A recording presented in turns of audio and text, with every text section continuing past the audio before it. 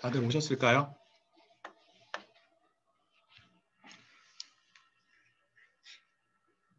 그래서 아까 말씀드린 대로 저희가 이제 주피터 노트북 파일에 들어있는 코드를 보면서 설명을 추가적으로 드리도록 하겠습니다.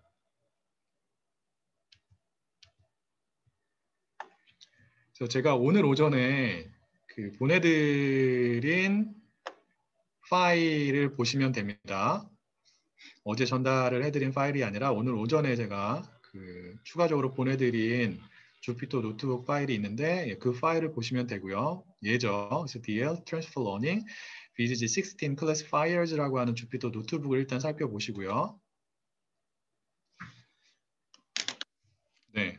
그래서 여기서는 저희가 데이터 분석을 하는데 필요한 모듈들이나 클래스를 임포트를 하고 있는 거고요. 그래서 얘는 그냥 실행을 시켜 주시면 되고, 그럼 일단 먼저 해야 되는 게 무엇이냐면 아까 제가 보여드린 것처럼 어떠한 폴더에 여기 보시면 cats 언더바 dogs라고 하는 폴더에 cats라는 폴더가 존재하고 그 다음에 dogs라고 하는 폴더가 존재해서 고양이 사진들이 이 폴더에다 들어가 있고 그 다음에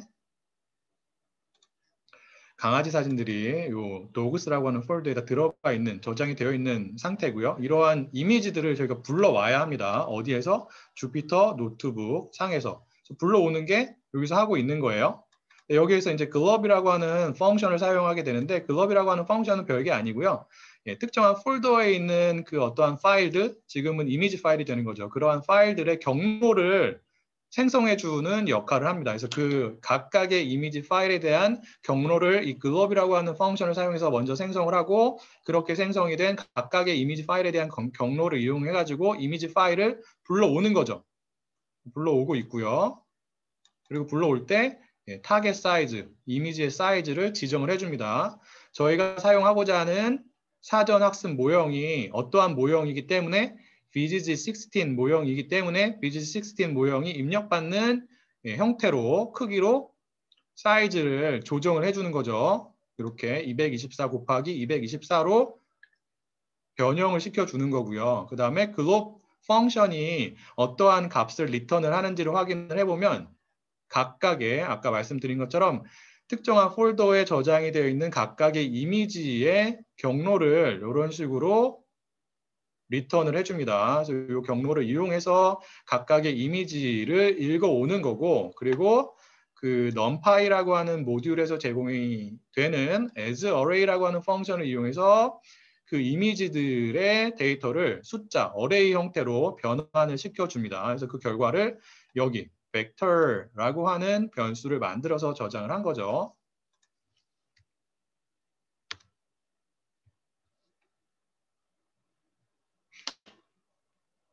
그래서 여러분들도 이미지를 불러오시면 되고요. 그리고 그렇게 불러와진 이미지 데이터를 확인을 해보면 이렇게 되어 있습니다. 2000, 224, 224, 3이에요. 자, 여기에서 2000이 무엇을 의미할까요?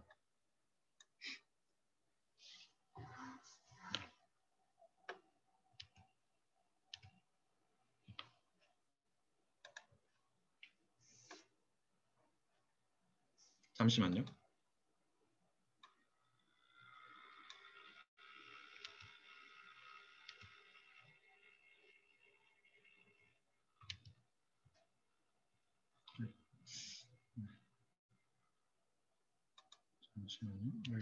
죄송합니다. 이게 채팅창이 계속 보이게끔 만들어야 되는데 그게 지금 잘 안 돼가지고.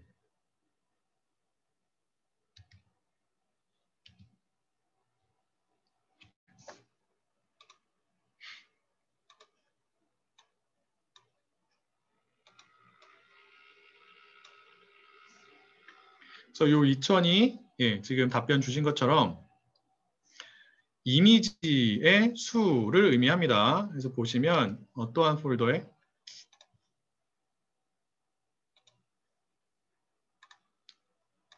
이 dogs라고 하는 폴더에 몇 장의 사진이 있죠?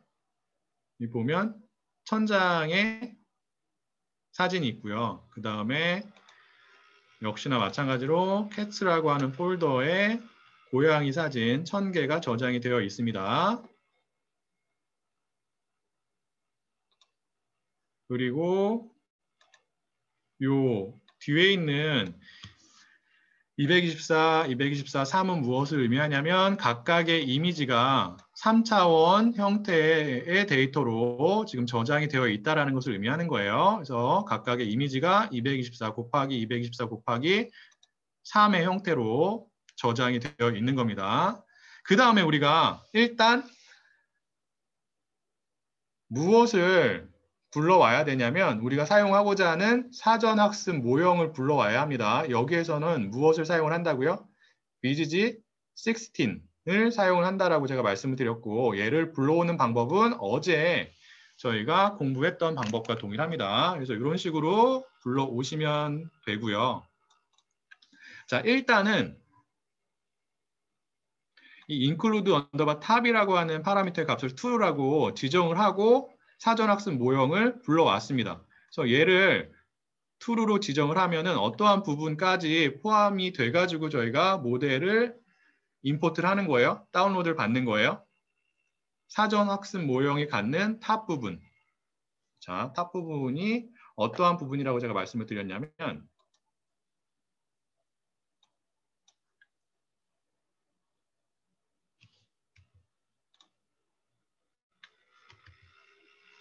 네, 이 부분이 탑 부분이 되는 거죠. 일단 얘까지 포함을 시켜가지고 사전학습 모형을 다운로드를 받습니다.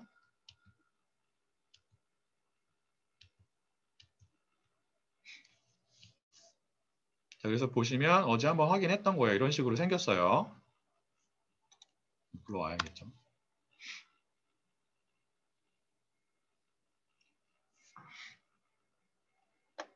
자, 이렇게 전체 모형을 다운로드 받은 다음에 여러분들이 결정을 하셔야 되는 게 무엇이냐면 어떠한 층에서 출력하는 값을 각각의 이미지의 피처 정보로 사용을 할 것인가 혹은 어떠한 층을 이용해서 각각의 이미지의 피처 정보를 추출을 할 것인가를 결정을 하셔야 합니다. 여기서는 일단 어떠한 층을 이용해서 우리가 가지고 있는 고양이 사진과 강아지 사진의 피처 정보를 추출을 할 것이냐면 일단은 이 탑 부분에 존재하는 두 번째 댄스 레이어 여기는 뭐라고 되어 있냐면 이게 해당 댄스 레이어의 이름이 되는 거예요. Fully Connected를 의미하는 FC2라고 하는 댄스 레이어가 출력하는 값을 각각의 이미지의 특성 정보로 사용을 하도록 하겠습니다.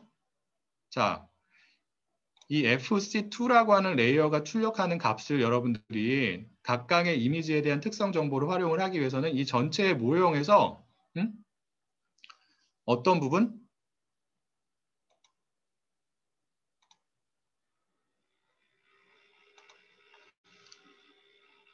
전체 모형에서 입력층에서 어디까지? FC2까지만 여러분들께서 선택을 하셔야 되는 거예요. 그래서 여기까지 선택을 한 다음에 얘가 출력하는 값을 어떠한 정보로 각각의 이미지에 대한 특성 정보로 사용을 하시면 됩니다. 그래서 전체 모형에서 일단 그 다음에 해야 되는 작업이 무엇이냐면 입력층부터 우리가 특성 정보를 추출하기 위해서 사용하고자 하는 층까지를 선택을 합니다.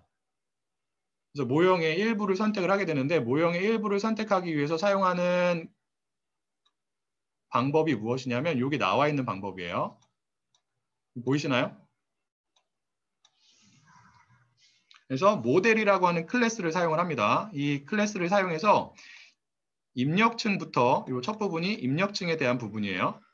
입력층부터 어디까지 선택을 하냐면 어디까지요?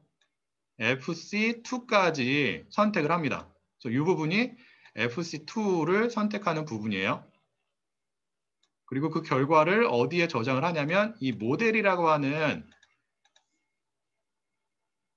변수에 저장을 하게 되면 BGG16이 갖는 전체의 레이어들 중에서 어디까지만 선택이 된 거예요? 서머리를 해보시면 어디까지만?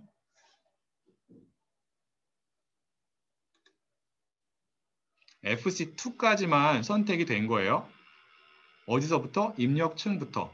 그래서 입력층부터 FC2까지의 그 구조를 사용을 해가지고 각각의 이미지, 우리가 준비한 강아지 사진과 고양이 사진 각각에 대한 특성 정보를 추출을 할 겁니다. 그리고 그러한 정보를 어떠한 정보를 사용을 한다고요? 독립변수 정보를 사용을 하는 거고 거기에 로지스틱, 회귀 모형이라고 하는 특정한 전통적인 기계학습 분류 모형을 적용을 해가지고 각각의 이미지가 갖는 정답이 강아지인지 고양이인지를 예측하는 작업을 할 겁니다. 지금.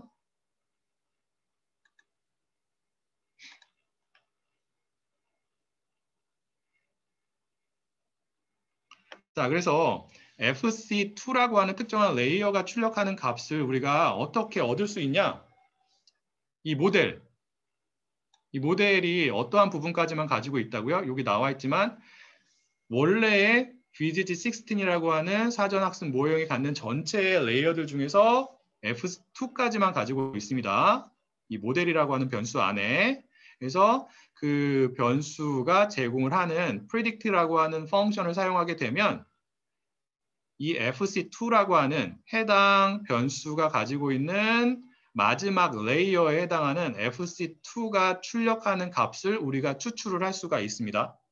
자, 보시면 이 FC2라고 하는 이 댄스 레이어는 몇 개의 값을 출력을 할까요? 혹은 몇 개의 노드를 가지고 있을까요?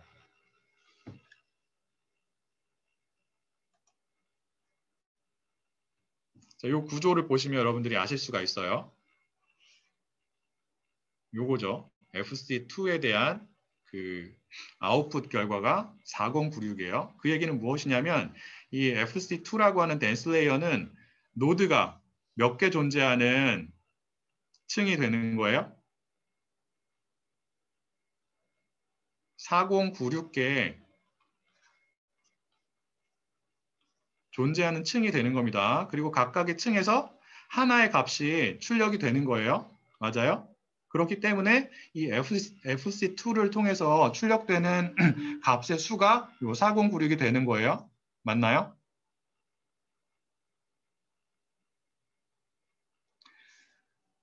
우리는 이러한 4096개의 값을 각각의 이미지에 어떠한 정보를 활용을 하게 되는 거예요. 이 FC2라고 하는 레이어에서 출력하는 값을 사용하게 되면 특성 정보로 이 4096의 값을 독립변수의 값으로 사용을 하게 되는 거죠. 맞나요? 그러면 이 FC2라고 하는 레이어가 출력하는 4096개의 값을 사용을 해가지고 전통적인 기계학습 모형을 적용하게 되면 여기서 이제 로지스틱 모형을 적용하게 되는 거죠. 맞나요?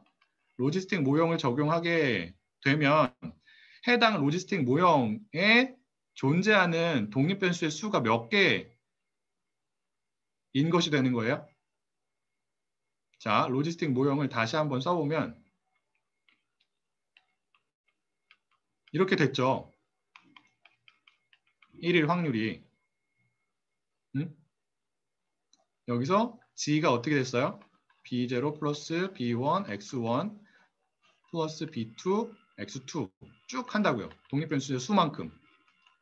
이게 어디까지 가는 거예요? 지금 독립변수가 몇 개인 경우랑 동일하기 때문에 4096인 경우랑 동일하기 때문에 여기가 4096이 됩니다. 그래서 이 FC2가 출력하는 첫 번째 값이 이 X1이라고 하는 로지스틱 회귀 모형이 갖는 첫 번째 독립변수의 값이 되는 거고요. 4096개의 값이 이렇게 출력이 되겠죠. 그래서 첫 번째 값이 이 첫 번째 독립변수의 값이 되는 거고 두 번째 값이 두 번째 독립변수의 값이 되고 마지막 4096번째 노드에서 출력하는 값이 이 X4096이라고 하는 변수의 값이 된다라고 생각하시면 돼요. 그러한 각각의 이미지에 대한 4096개의 서로 다른 값을 독립변수로 사용을 해가지고 해당 이미지의 종속변수의 값을 예측을 하는 거죠.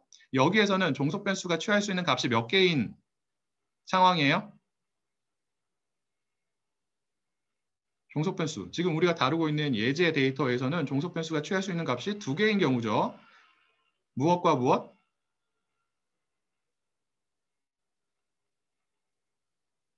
무엇과 무엇이 되는 거예요? 강아지와 고양이가 되는 거예요. 근데 강아지와 고양이는 텍스트 정보잖아요. 문자열 정보라고요. 얘네들을 숫자로 바꿔야 돼요. 맞나요?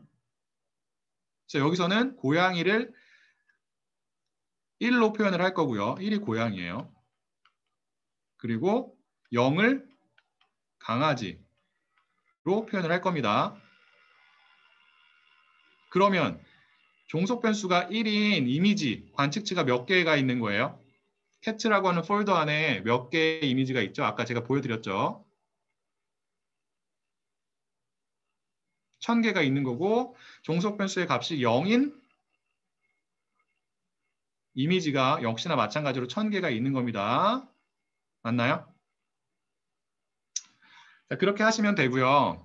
자, 그러면 우리가 사용하고자 하는 이 로지스틱 모형 안에 존재하는 파라미터의 수는 몇 개가 되죠? 얘네들이 파라미터가 됩니다. B0, B1 쭉 해가지고 B4096. 그래서 로지스틱 모형에 존재하는 파라미터의 수는 4097개가 되는 거예요. 그래서 우리가 학습을 통해 가지고 정답 데이터를 준비했죠. 그 정답 데이터를 학습 데이터와 평가 데이터로 구분한 다음에 학습 데이터를 가지고 이 로지스틱 모형에 존재하는 4097개의 파라미터의 최저값을 찾게 됩니다.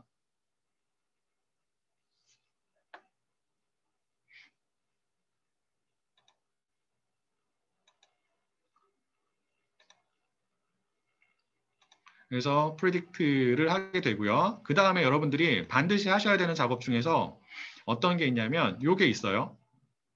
각각의 이미지가 갖고 있는 셀의 값은 지금 0에서 255 사이의 값으로 존재하게 되는데 걔를 0하고 1로 일단은 노멀라이즈를 해주셔야 돼요. 여기서. 그래서 0하고 1로 노멀라이즈를 하기 위해서 각각의 셀의 값을 255로 나눠주고 있는 거고요. 그래서 이 255로 값이 나눠져서 셀의 값이 0하고 1 사이의 값으로 저장이 된 값을 우리가 predict 펑션의 인자로 전달을 해서 그 값을 가지고 각각의 이미지에 대한 4096개의 피처 정보를 추출하게 됩니다. 어떠한 레이어가 출력하는 값이라고요? 사전학습 모형이 갖는 레이어들 중에서 FC2라고 하는 댄스 레이어가 출력하는 4096개의 값을 우리가 각각의 이미지에 대한 특성 정보로 사용하기 위해서 predict 펑션을 가지고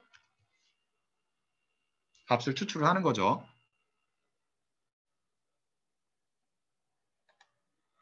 자, 그럼 각각의 이미지가 몇 개의 독립변수 정보, 특성 정보를 갖는다고요? 4096개를 갖는 거예요.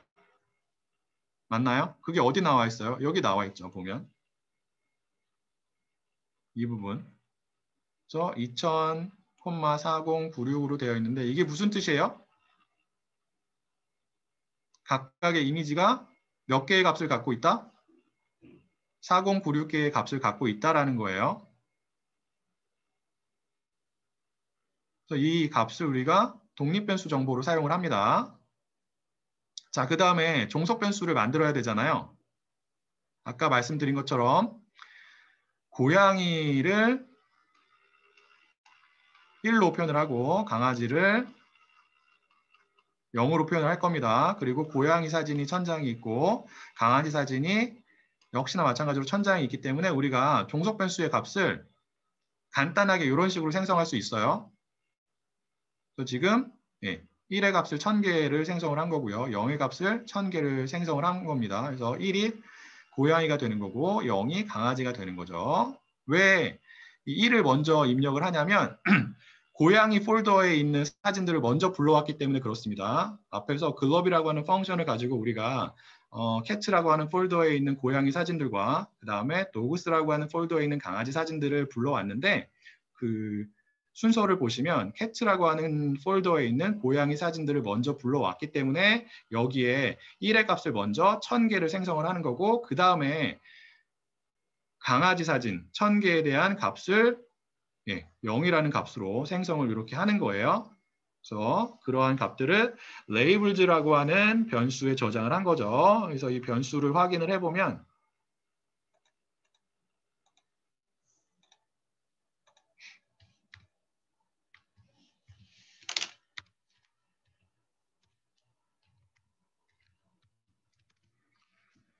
이렇게 나오면 너무 좀 보기가 어려우니까 프린트를 할게요. 네, 이렇게 1의 값 1000개와 0의 값 1000개로 구성이 된 변수라는 것을 여러분들이 확인하실 수가 있고요. 자, 그래서 우리가 정답 데이터를 생성을 한 거예요. 지금은 정답 데이터가 독립변수에 대한 부분과 그 다음에 종속변수에 대한 부분이 따로따로 저장이 되어 있죠. 그래서 독립변수에 대한 부분은 어떠한 변수에 저장이 되어 있어요? 저희가 모델.predict 해가지고 각각의 이미지에 대한 4096개의 특성 정보를 어떠한 변수에 저장을 했죠? 어떠한 변수에 저장을 했어요? 앞에서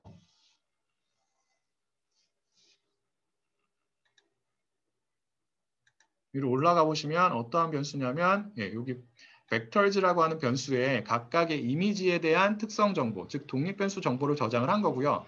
그리고 각각의 이미지에 대한 종속변수 정보는 어디에 저장을 한 거예요? labels라고 하는 변수에 저장을 한 겁니다. 맞나요? 그래서 정답 데이터가 독립변수에 대한 부분과 정답 부분이 따로따로 저장이 되어 있는 거고요. 그러한 정답 데이터를 그 다음에 우리가 무엇과 무엇으로 구분을 해야 되죠? 정답 데이터를 무엇과 무엇으로 구분을 해야 돼요?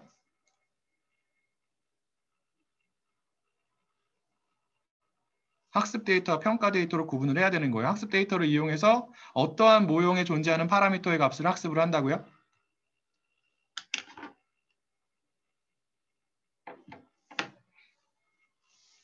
사전학습 모형에 존재하는 파라미터의 값은 우리가 새롭게 학습을 하는 게 아니에요. 사전학습을 통해서 도출이 된 최저값을 그대로 사용을 하는 거고요. 지금 BGG16 같은 경우에는 지금 우리가 새롭게 학습을 해야 되는 파라미터들은 어떠한 모형에 존재하는 파라미터가 되냐면 우리가 사용하고자 하는 전통적인 기계학습 분류 모형인 로지스틱 회계 모형에 존재하는 몇 개의 파라미터? 4097개의 파라미터가 됩니다. 자, 그러한 파라미터를 학습을 통해서 최저값을 찾기 위해서 일단은 학습 데이터와 평가 데이터로 구분을 합니다. 정답 데이터를 그때 사용을 하는 함수가 무엇이냐면 얘예요. scikit-learn이라고 하는 모듈에서 제공을 하는 train 언더바 test 언더바 split이라고 하는 함수가 됩니다. 함수의 이름에서 알 수 있듯이 이 함수가 하는 역할은 정답이 있는 데이터를 train 데이터와 테스트 데이터로 스플릿, 구분해주는 역할을 하는 거예요. 그래서 정답이 있는 데이터를 학습 데이터와 평가 데이터로 구분을 하기 위해서 이 펑션에 인자를 일단 기본적으로 2개를 전달합니다. 첫 번째 인자 같은 경우에는 정답 데이터에 대한 독립변수 정보들을 저장하고 있는 vectors라고 하는 변수를 첫 번째 인자로 전달하고요. 그 다음에 두 번째 인자는 정답에 대한 값들을 가지고 있는 labels라고 하는 변수를 전달합니다. 그리고 세 번째, 우리가 지정을 해야 되는 이 train 언더바 test 언더바 split이라고 하는 함수가 갖는 파라미터가 있는데 그게 무엇이냐면 테스트 사이즈라고 하는 거예요. 이 값을 0.2로 설정을 합니다. 이 값이, 이 파라미터의 값이 지금 0.2잖아요. 이 0.2가 의미하는 게 무엇일까요?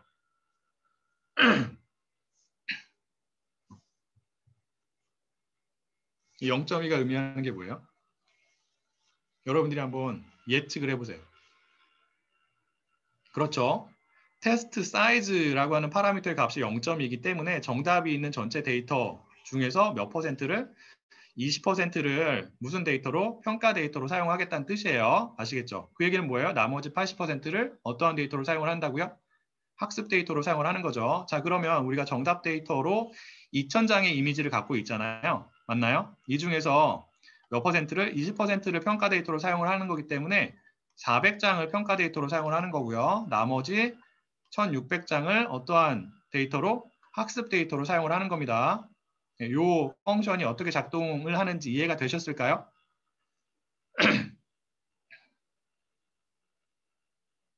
네, 그래서 이 펑션이 리턴하는 값이 4개가 있어요. 반환하는 값이 4개가 있는데 첫 번째 값이 학습 데이터에 대한 독립변수 정보에 대한 값이 되고요. 그래서 그 값을 x_train이라고 하는 변수에 저장을 한 거고, 두 번째 값이 평가 데이터에 존재하는 독립변수 정보가 됩니다. 그래서 그 값을 x_test라고 하는 변수에 저장을 한 거고, 세 번째 값은 학습 데이터에 대한 종속변수의 값, 정답에 대한 정보가 되고요. 그래서 걔를 y_train, 그리고 마지막으로 리턴이 되는 평가 데이터에 존재하는 정답에 대한 데이터를 우리가 y_test라고 하는 변수에 저장을 합니다. 그럼 이 네 개의 변수 중에서 어떠한 변수와 어떠한 변수를 사용을 해가지고 학습을 하는 거예요?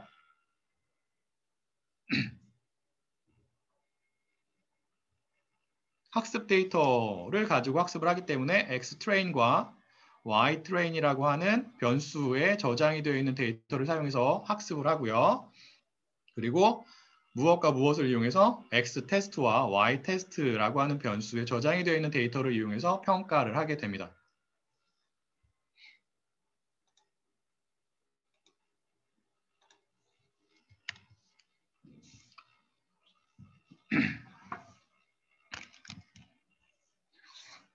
자, 그 다음에 로지스틱 회귀 모형을 사용을 하는 거죠. 그래서 로지스틱 회귀 모형을 사용하기 위해서 그 scikit-learn에서 제공을 하는 로지스틱 리그레션이라고 하는 클래스를 여러분들께서 불러오시고요. 얘도 클래스이기 때문에 직접적으로 사용할 수 없고 일단 먼저 생성자 함수를 이용해서 객체를 만들어야 합니다. 그래서 여기서 생성자 함수를 가지고 LR 로지스틱 리그레션 _p1이라고 하는 객체를 만든 거고요. 이 객체를 만들 때 이러한 생성자 함수를 사용을 하는데 이 생성자 함수를 보면은 그 안에 여러 가지의 파라미터의 값들이 설정이 되어 있습니다. 그래서 이 C랑 페널티가 무엇인지 간략하게 다시 한번 설명을 드릴 텐데 여기서 설명을 드릴게요. 그래서 로지스틱 리그레션이라고 하는 생성자 함수가 갖는 C라는 값과 지금 10으로 되어 있고요. 그 다음에 페널티라고 하는 파라미터의 값, 지금 L1이라고 되어 있는데 이 값들이 무엇을 의미하는지 간략하게 설명을 드릴게요. 얘네들은 무엇에 대한 거냐면 저희가 과적합 지난주에 딥러닝 입문 시간에 공부한 내용 중에 무엇이 있냐면 과적합 문제를 줄이기 위한 여러 가지 방법들이 있다라고 설명을 드렸고요. 그리고 이 수업을 통해서 여러분들께 말씀을 드린 게 첫 번째가 어떠한 방법이었어요? 기억나세요? 과적합 문제를 줄이기 위한 첫 번째 방법, 신경망 같은 경우에 드랍 아웃이었고요. 그 다음에 두 번째 방법은 얼리 스타핑, 조기 종료 방법이었죠. 학습을 과적합이 발생하기 시작하는 지점에서 멈추자, 일찍 멈추자라고 하는 게 얼리 스타핑이라고 하는 방법이었고요. 세 번째 방법이 뭐였냐면 기억나시나요 혹시? 제가 마지막 부분에 좀 급하게 설명을 드려가지고 기억이 안 나실 수도 있는데 기억이 나시는 분 복습을 열심히 하신 것 같아요. regularizations이라고 하는 방법이 있었습니다. 그래서 지금 여기 나타나 있는 C라는 값과 페널티라고 하는 이 파라미터의 값들은 과적한 문제를 해소하기 위해서 사용이 되는 여러 가지 방법들 중에서 regularization과 관련이 되어 있는 값들이에요. 그래서 regularization이 무엇인지를 간략하게 설명을 다시 한번 드리면 과적한 문제를 해결하기 위해서 regularization 같은 경우에는 그 원래의 비용 함수를 그대로 사용하는 게 아니라 원래의 비용 함수에 어떠한 텀을 더하냐면 페널티 텀을 더한다고요. 페널티 텀을 더해서 얘를 새로운 비용 함수로 사용을 하고요. 그리고 우리가 이제 학습에서 최종적으로 사용하는 게 이 새로운 비용 함수가 되는 거예요. 이 비용 함수를 미니마이즈하는 파라미터의 값을 찾게 되면 어떠한 효과가 있다고 말씀을 드렸냐면 이 원래의 비용 함수의 값을 미니마이즈하는 파라미터의 절대값보다 이 새로운 비용 함수의 값을 미니마이즈하는 파라미터의 절대값이 커진다고요? 작아진다고요? 페널티를 더하게 되면 파라미터의 값이 절대값이 작아져야지 과적한 문제가 줄어드는 거예요? 커져야지 과적한 문제가 줄어드는 거예요? 파라미터의 값이 절대값이 커지면 우리의 모형이 학습 데이터에 그만큼 민감하게 반응한다라고 제가 말씀을 드렸어요. 그리고 학습 데이터에 민감하게 우리의 모형이 반응하게 되면 과적한 문제가 발생을 한다라고 말씀을 드렸죠. 그래서 regularization 과적한 문제를 해결하기 위한 방법이기 때문에 원래의 비용 함수를 미니마이즈하는 파라미터의 절대값보다 페널티 텀을 더해서 새롭게 생성을 한 비용 함수의 값을 미니마이즈하는 파라미터의 절대값이 더 작다라고 말씀을 드렸습니다. 그리고 이러한 페널티 텀으로 우리가 어떠한 방법을 사용을 하냐면 어떠한 페널티 텀을 사용을 하냐면 두 가지가 있다고 말씀을 드렸죠. L1 페널티 텀이 있고 L2 페널티 텀이 있다라고 말씀을 드렸어요. 그래서 L1 페널티 텀은 이렇게 표현이 됐죠. L1 페널티 텀이에요. L1 람다 곱하기 시그마 bi의 절대값이에요. bi는 파라미터가 되는 거죠. 즉 파라미터의 절대값을 씌워가지고 다 더한 다음에 람다를 곱한 게 L1 페널티 텀이 되고요. L2 페널티 텀은 역시나 마찬가지로 람다를 곱하고 그 다음에 파라미터를 절대값을 씌워서 더하는 게 아니라 제곱을 해서 더하는 것이 L2 페널티 텀이라고 했습니다. 맞나요? 자, 그래서 여기서 람다가 무엇을 의미한다라고 제가 말씀을 드렸죠? 람다는 페널티 스트렝스예요. 페널티를 얼마만큼 많이 줄 것이냐를 결정하게 됩니다. 그래서 람다의 값이 커지면 페널티를 그만큼 많이 주는 거예요. 페널티를 많이 주면 그만큼 파라미터의 절대값이 줄어드는 효과가 있습니다. 아시겠어요? 자, 그래서 우리가 로지스틱 리그레션 모형을 사용하기 위해서 해당 생성자 함수를 이렇게 사용을 하는데 해당 생성자 함수가 갖는 파라미터 중에서 이 페널티 있죠. 이 페널티가 뭐냐면 regularization 사용이 되는 이 페널티 텀을 의미하게 되는 거예요. 그래서 여기서는 첫 번째 방법으로 L1 페널티 텀을 사용을 하고 있는 거고요. L1을 지정을 한 거죠. 그리고 L2를 사용하고 싶으면 L2 이렇게 쓰시면 됩니다. 그리고 이 C는 무엇을 의미하냐면 람다분의 1을 의미합니다. 람다가 뭐라고요? 얘였죠. 페널티 스트렝스예요. C는 그것의 역수가 됩니다. 즉 페널티 스트렝스와 반비례가 되는 거죠. 그래서 C의 값을 크게 하면 크게 할수록 페널티 스트렝스의 값이 커지는 거예요? 작아지는 거예요? 반비례하기 때문에. C의 값을 크게 하면 크게 할수록 람다의 값은 작아져요? 커져요? 작아지죠. 왜? 역수를 취하기 때문에. 아시겠죠? 그래서 페널티를 많이 주고 싶다 그러면 C의 값을 작게 하시면 되고요. 페널티를 적게 주고 싶다라고 하는 경우에는 C의 값을 크게 하시면 됩니다. 다시 코드로 가보도록 할게요. 그래서 이렇게 지정을 해주시면 되고, 요거는 이제 그 비용함수의 값을 최소화할 때 어떠한 방법을 사용을 하겠느냐라는 거예요. 그래서 사가라고 하는 방법을 사용을 하는 거고요. 요거는 그 경사강법 스타게스틱 그레디언트 디센트랑 비슷한 방법이라고 생각하시면 돼요. 아시겠죠? 네. 그래서 얘는 좀 더 말씀을 드리면 그 경사의 값들을 평균을 내 가지고 사용하는 방법이에요. 정확하게 모르셔도 됩니다. 경사광법과 비슷한 방법이다.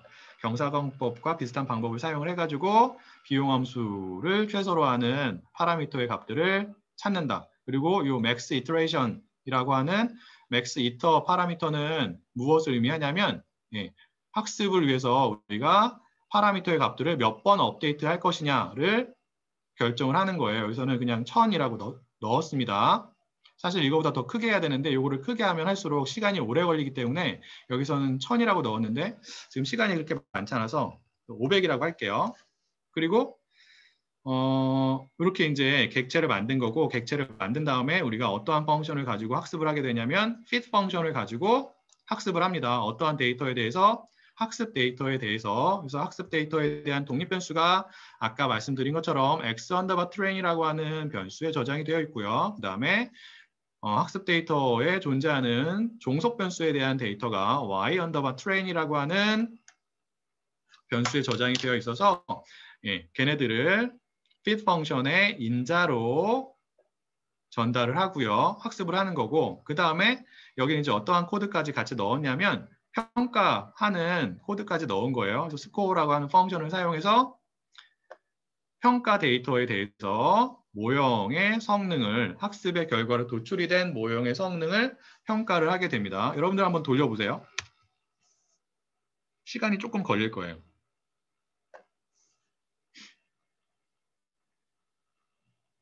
돌려보시고 그 평가 데이터에 대해서 이 스코어 값이 리턴하는 게 무엇이냐면 accuracy예요.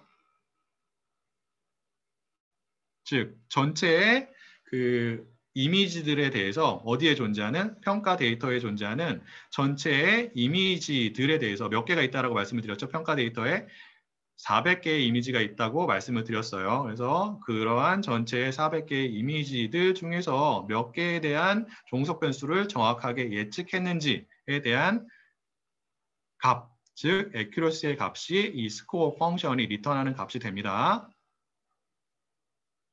그리고 이 밑에 있는 코드는 역시나 마찬가지로 동일하게 로지스틱 회귀 모형을 사용을 하긴 하는데, 자 보시면 알겠지만 페널티라고 하는 파라미터의 값으로 어떠한 값을 저희가 입력을 했죠?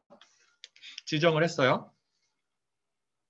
밑에 보시면 보이시죠? L2예요. L2가 무엇을 의미한다고요?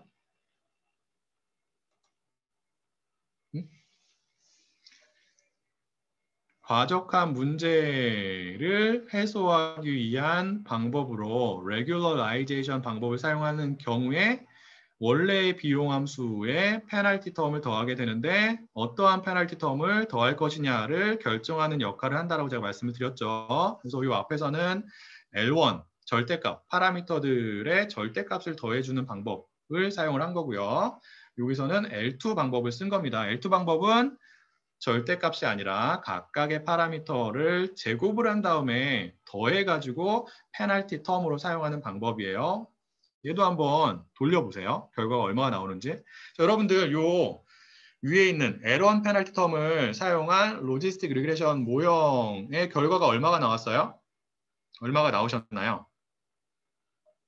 저랑 비슷하게 나오셨나요? 약간 다를 수가 있어요. 혹시 이거보다 크게 나오신 분 계신가요? 혹은 뭐 작게 나오신 분? 저는 0.9125가 나왔어요. 네, 이게 좀 다를 수가 있습니다.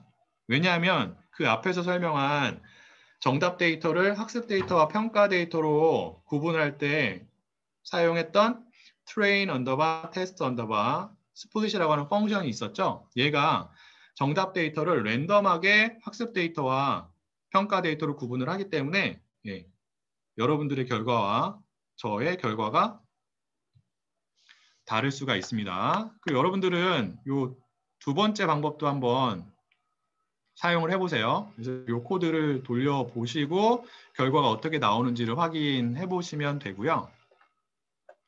한 번씩 돌려보세요.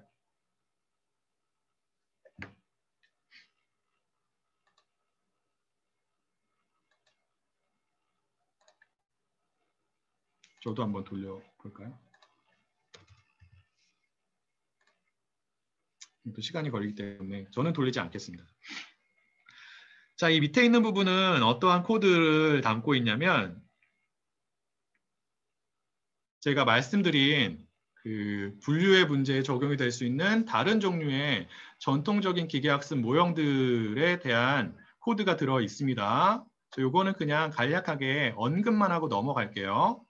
자, 여기서는 그 SVM이라고 하는 서포트 벡터 머신이라고 하는 전통적인 기계학습 분류 모형을 사용을 해가지고 그 사전학습 모형을 통해서 추출이 된 특성 정보를 독립변수 정보로 사용해서 이미지 분류 작업을 하고 있는 거고요. 그 다음에 밑으로 내려가면 여기에서는 또 다른 전통적인 기계학습 분류 모형인 XG 부스트라고 하는 모형을 사용해서 사전학습 모형이 추출한 이미지들의 특성 정보를 독립변수 정보로 활용을 해가지고 이미지 분류, 즉 각각의 이미지가 고양이인지 강아지인지를 예측을 하고 있는 겁니다. 자, 여기까지 일단 해보시고요.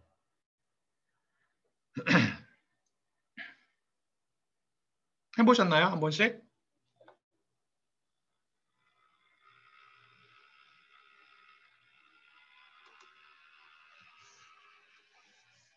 해보신 분 계세요? 자, 그 다음에 저희가 어떠한 내용에 대해서 얘기를 좀 할 거냐면 앞에서는 원래 BGG16 모형이 갖는 여러 개의 층들 중에서 어떠한 층이 출력하는 값을 우리가 각각의 이미지의 특성 정보로 활용을 했었죠. 앞의 경우에서는 해당 레이어의 이름을 기억하세요? 예, FC2였습니다.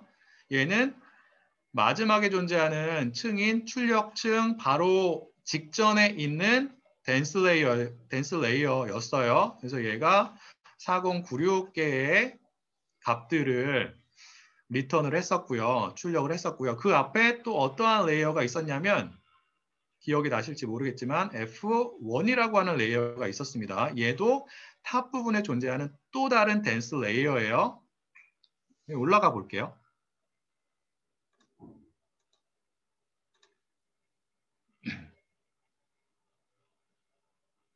예, 여기 있었죠. 자, 이번에는 아까는 이 레이어, FC2라고 하는 레이어가 출력하는 4096개의 값을 독립변수 정보로 이용을 해가지고 저희가 분류의 작업을 했었고요. 이번에는 이 FC1이라고 하는 그 앞단에 있는 또 다른 댄스 레이어가 출력하는 값을 어떠한 정보를 활용을 해가지고 독립변수 정보를 활용을 해가지고 동일한 로지스틱 회계 모형을 사용해서 분류의 작업을 해보도록 하겠습니다. 그리고 여러분들이 확인을 하셔야 되는 게 무엇이냐면 어떠한 층에서 출력하는 특성 정보를 이용했을 때 accuracy의 값이 더 큰지를 확인하시는 게 필요해요. 자, 그 전에 한 가지 더 말씀을 드리고자 하는 게 있는데 그것이 무엇이냐면 이 FC1이라고 하는 레이어에서 출력하는 값의 수는 몇 개가 되는 거죠? 역시나 마찬가지로 몇 개요? 여기 나와 있는 것처럼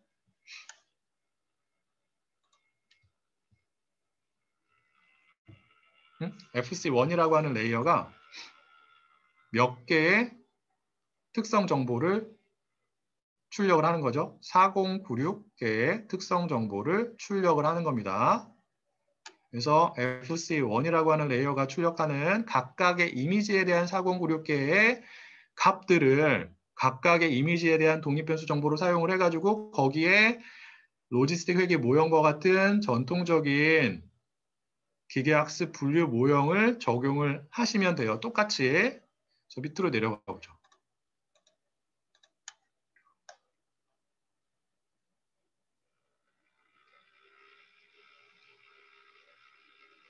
네. 그래서 FC1이 출력하는 값을 사용하기 위해서는 그 전체의 BGG16 구조에서 입력층부터 어디까지만 저희가 먼저 선택을 해야 되는 거예요? 어디까지만? 어떠한 레이어까지만 먼저 선택을 하고, 예. 그렇게 선택이 된 그 하위 구조를 이용해서 FC1이 출력하는 값을 특성 정보로 사용하게 되냐면 FC1까지만 선택을 하게 됩니다. 그래서 FC1까지 어디부터? 입력층부터 선택하기 위해서 모델이라고 하는 클래스를 사용한다고 제가 말씀을 드렸어요. 그래서 여기 입력층에 대한 부분을 넣고 그 다음에 저희가 선택을 하고자 하는 최종 층인 FC1에 대한 층의 값을 이런 식으로 넣어주시면 됩니다. 그래서 여기 FC1이라고 되어 있죠. 그러면 그 전체의 BGG16 구조에서 예, 입력층부터 여기가 입력층이라고 볼 수 있고요. 그 다음에 어디까지? FC1까지만 선택이 된 하위 구조가 여기 모델 1이라고 하는 변수, 뭐 객체라고 생각할 수도 있는데 이 모델 1이라고 하는 변수에 저장이 되는 거예요. 나머지 과정은 똑같죠. 그래서 FC1이 출력하는 4096개의 값을 우리가 각각의 이미지에 대해서 확보하기 위해서 어떠한 펑션을 사용하면 돼요? 여기 모델 1이 되어야 합니다. 죄송해요. 이 모델 1.predict가 되어야 해요.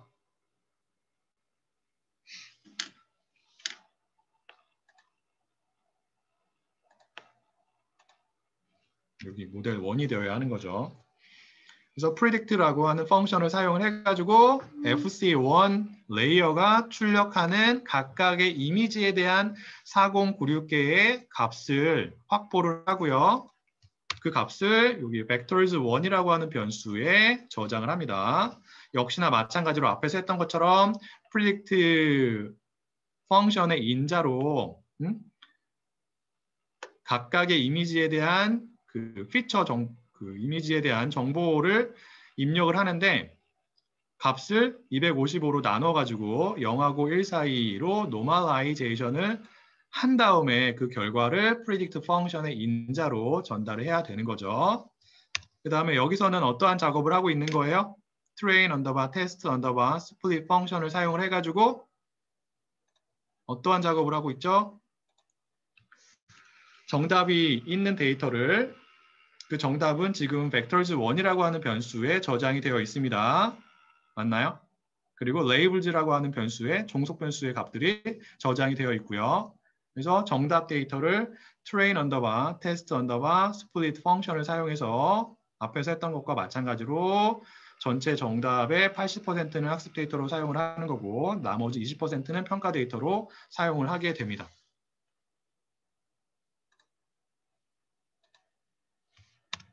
그다음에 역시나 마찬가지로 로지스틱 리그레션 모형을 사용하기 위해서 로지스틱 리그레션 클래스의 생성자 함수를 이용해서 객체를 만들고요.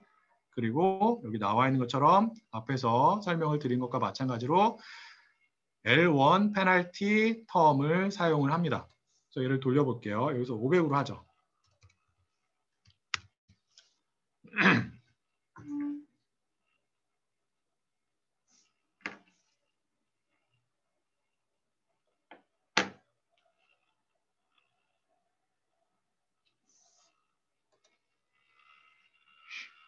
자, 여러분들도 돌려보시고 애큐러시의 값이 어떻게 나오는지를 확인하신 다음에 그 다음에 또 확인하셔야 되는 게 무엇이냐면 FC2 레이어에서 출력하는 값들을 특성 정보로 활용을 해가지고 분류의 문제를 풀었을 때 나왔던 애큐러시의 값과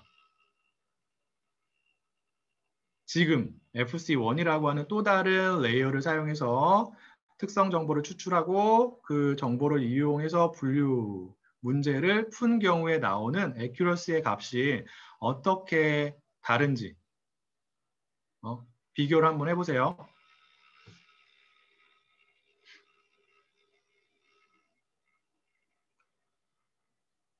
예, 저는 0.94가 나왔는데 앞에서는 0.91 정도가 나왔었죠. 여러분들은 어떻게 나오셨나요? 저는 이제 FC1에서 출력한 정보를 사용해가지고 분류를 했을 때 더 높은 애큐러시의 값이 이렇게 나왔습니다. 0.94가 나온 거죠. 여기 나온 것처럼.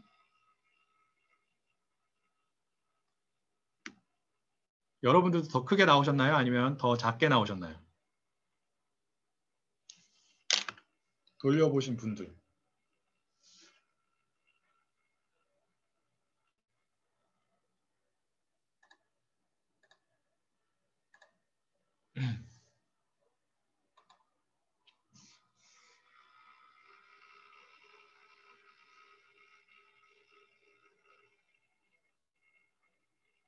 아직 돌리고 계신가요?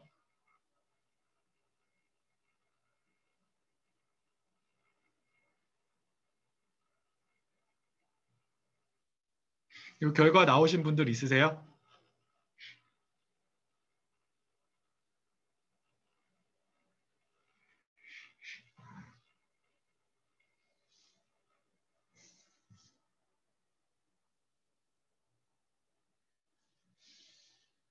네, 아직 돌아가고 있으시군요. 자, predict는 별게 아니라 김지인 수강생 분께서 채팅창을 이용하셔가지고 질문을 주셨는데,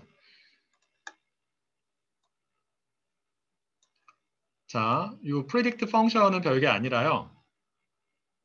이 모델 1이 저장하고 있는 모형의 구조가 있죠. 그게 뭐라고요? 전체의 BGG 16이 갖는 레이어들 중에서 입력층부터 어디까지만 포함하고 있는 모형이 되는 거예요. 이 모델 1이라고 하는 변수에 저장이 되어 있는 모형 같은 경우에는 어디까지만 저장이 되어 있어요?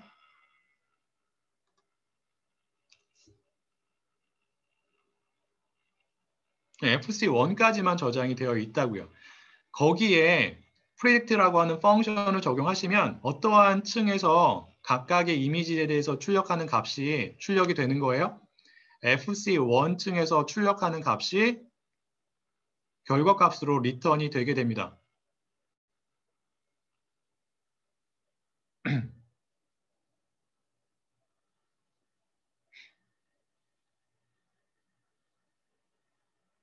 혹시 이해가 좀 되셨을까요? 이 predict 펑션은 별게 아니라 이 모델 1이 가지고 있는 마지막 층이 출력하는 값을 각각의 이미지에 대해서 얻기 위해서 우리가 사용하는 펑션이라고 생각하시면 돼요.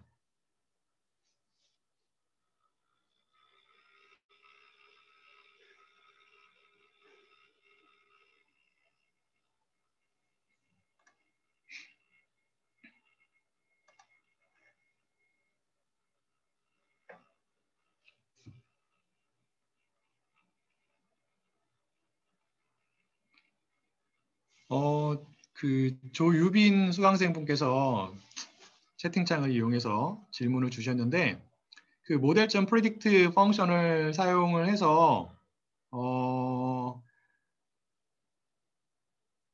각각의 이미지에 대한 특성 정보를 추출하려고 했는데 진전이 되지 않는다라고 말씀을 하셨는데, 다른 분들도 그런가요? 이게 이제 컴퓨터 사양에 따라 가지고 시간이 더 오래 걸릴 수도 있습니다.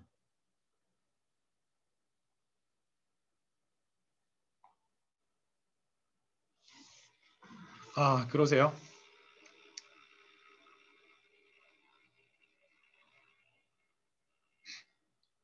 이게 컴퓨터 사양에 따라 가지고 그 메모리나 혹은 이제 GPU를 사용하지 않는 경우에는 시간이 오래 걸리긴 합니다. 근데 되긴 되는 거예요. 시간이 오래 걸려서 그렇지. 에러가 나시진 않죠? 멈춰 있나요?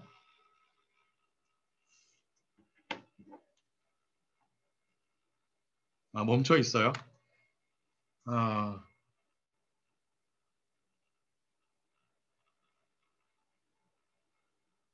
오래 걸렸는데 결국에는 되신 분들도 있을 테고 멈춰 계신 분들도 있으실 텐데, 그 이유는 일단 그 사전학습 모형을 이용을 하더라도 지금은 그 2000장의 이미지에 대해서 결과값을 계산을 하는 거잖아요.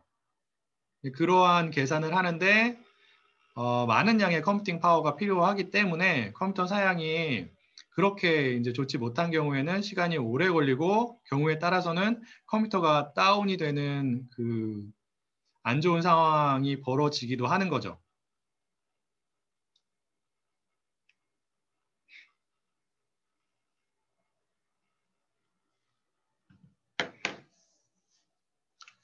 일단 돌려보시고요. 시간이 좀 돼가지고 돌려보시고 있으세요.